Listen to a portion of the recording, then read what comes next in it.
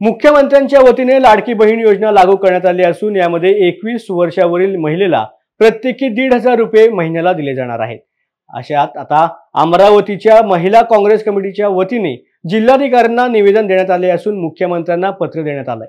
Gas सिलेंडरची दरवाढ, विजेचे बिल, पाण्याचे बिल, उत्कृष्ट रस्ते, आरोग्य आणि सांडपाणी व्यवस्थापन तसेच वाहतुकीचे उत्कृष्ट नियोजन, खासगी शाळेमधील भरमसाठ फी, येथील पुस्तके, गणवेश आणि इतर समस्यांवरती तोडगा काढून प्रत्येक विद्यार्थ्यांना उत्कृष्ट आणि मोफत शिक्षण देण्याचे नियोजन करावे, अशा आशयाचं पत्र मुख्यमंत्र्यांना पाठवण्यात आलं आहे।